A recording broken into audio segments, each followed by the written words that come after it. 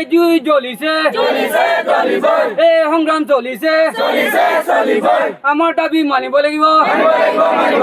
আমাৰ দাবী মানিব লাগিব হস্পিটেল দিকে শ্ৰমিক জাগিছে শ্ৰমিক জাগিছে এই জুই জ্বলিছে ম্যানেজমেন্ট হুঁশিয়াৰ শ্ৰমিক জাগিছে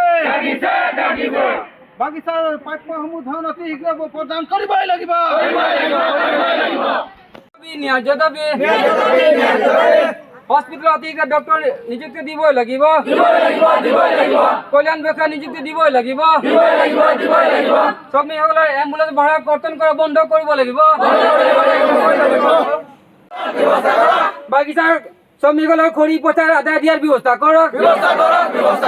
জিন্দাবাদ আচ্ছা জিন্দাবাদ লং লেট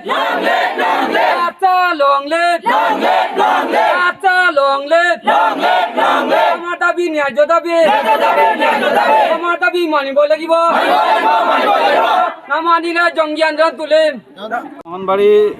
চাহ বাগিচাখন বিভিন্ন সমস্যাতে জড়িত হৈছে চাহ শ্ৰমিকসকল যিকেইটা প্ৰাপ্য অধিকাৰ ন্যায্য প্ৰাপ্য অধিকাৰ পৰা বঞ্চিত কৰিব বিচাৰিছে আৰু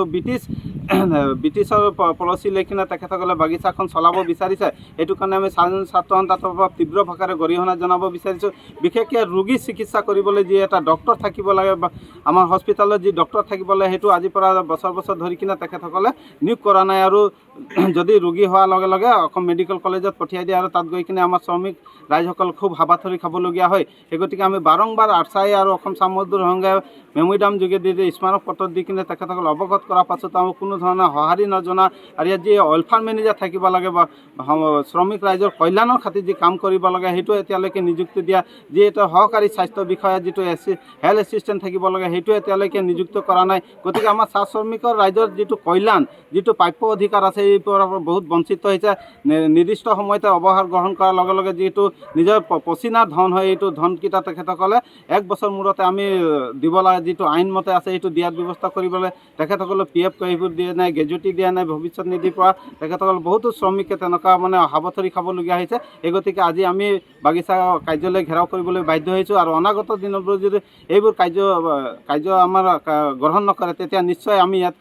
বাগিচাৰ লগতে আৰু অন্যান্য অনুষ্ঠান প্ৰতিষ্ঠানত আমি লেবাৰ কাৰ্ডত ঘেৰাও কৰিবলৈ বাধ্য হ'ম বুলি আমি আজি আপোনালোকৰ সংবাদ মাধ্যমৰ যোগেদি আমি অৱগত কৰাইছোঁ চাহ শ্ৰমিকসকলে হাড়ভঙা কাম কৰাৰ পিছতো তেখেতলে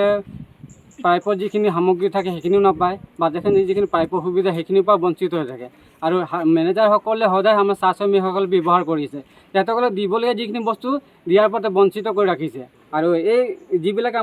দিবলগীয়া বস্তু আছিলে আমি যোৱা বছৰ আপোনাৰ 17 তাৰিখ 8 মাহ 2023 তাৰিখে আমি স্মাৰক পত্ৰ দিছিলোঁ এই স্মাৰক দিয়াৰ পিছত এক বছৰ সময় উকলি গ'ল কিন্তু আমাৰ ডিমাণ্ডবিলাক কোনো ফুলফিল নকৰিলে বা কোনো পদক হাতত লোৱা দেখা নাপালোঁ আমি তাৰপিছত আমি খুব নেক্সট আকৌ 2 তাৰিখে আমাৰ 2 তাৰিখ 9 আৰু 2024 তাৰিখে আমি পুনৰ এখন স্মাৰক পত্ৰ দিছোঁ এই স্মাৰক পত্ৰ দিয়াত আমি 3 দিন সময় বান্ধিছিলোঁ যে 3 দিনৰ ভিতৰত আমাৰ যিবিলাক ডিমাণ্ড আছে সেইবিলাক ফুলফিল কৰিবলৈ বুলি আমি এটা সময় বান্ধি দিয়া হৈছিলে কিন্তু সময়টো উকলি যোৱাৰ পিছত মেনেজাৰ কোনে আমাক সহায় নজনালে বা তেখেতৰ পৰা কোনো ৰিটাৰ্ণ কপি আমাক নিদিলে বা আমাৰ কোনো আলোচনা নকৰিলে বিষয়বস্তুবিলাকত সেইকাৰণে আমি ক্ষোভিত আজি আমি মোহনবাৰী চাহ বাগিচাৰ সমূহ চাহ শ্ৰমিক ৰাইজৰ লগত আচ্ছা মোহনবাৰী উপশাখা আচ্ছা কেন্দ্ৰীয় সমিতিৰ হেমন্ত কৰী ডাঙৰীয়া সকলোৱে মিলি আজি আমি অফিচ ঘৰ কাৰ্যসূচী হাতত লৈছোঁ আৰু ভৱিষ্যতে অনাগত দিনত যদি আমাৰ এই ডিমাণ্ডবিলাক যদি ফুলফিল নকৰে ইয়াততো আমি জংগী আন্দোলন হাতত ল'বলৈ বাধ্য হ'ম দৰকাৰ পৰিলে আমি অফিচ ঘেৰাও কৰিম দৰকাৰ পৰিলে আমি LC অফিচো ঘেৰাও কৰিম দৰকাৰ পৰিলে আমি আপোনাৰ ৰাস্তা ব্লক কৰিম এইখিনি ক'লোঁ